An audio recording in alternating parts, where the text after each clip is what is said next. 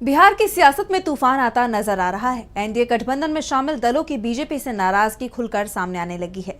अब केंद्रीय मंत्री और हम प्रमुख जीतन राम मांझी ने खुलेआम बीजेपी हाईकमान से सवाल कर दिया है कि लगता ही नहीं है कि हम एनडीए में हैं। उन्होंने लोकसभा चुनाव के दौरान सीटों को लेकर हुए धोखे का जिक्र किया।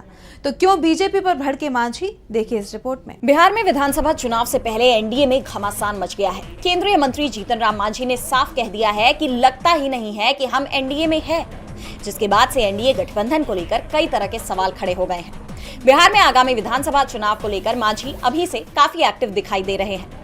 उन्होंने पहले से ही एनडीए से 40 सीटों की मांग की है और अब सीट बंटवारे से पहले ही एक सीट से उम्मीदवार की भी घोषणा कर दी है, जिसके बाद से ही एनडीए में खींचतान की चर्चा चल रही थी। लेकिन अब अपनी 40 सीटों की मांग को दोहराते हुए मांझी ने एनडीए में अपने वजूद पर ही सवाल खड़े कर दिए हैं।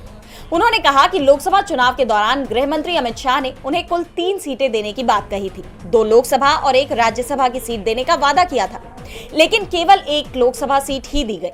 उनकी नाराजगी केवल इसे लेकर नहीं है। मांझी ने आगे कहा कि जहां हम के विधायक हैं, उन प्रखंडों में भी पार्टी को मौका नहीं दिया गया। ये सवाल हम पार्टी के राष्ट्रीय अध्यक्ष जेपी नड्डा, प्रदेशाध्यक्ष दिलीप जायसवाल और जेडीयू के अशोक चौधरी के सामने उठाएंगे। उनसे पूछेंगे कि ऐसा लग रहा है कि हम एनडीए में हैं कि नहीं।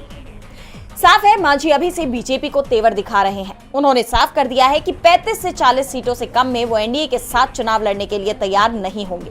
ऐसे में अब हाईकमान उन्हें मनाने के लिए क्या कदम उठाता है, ये देखने वाली बात होगी।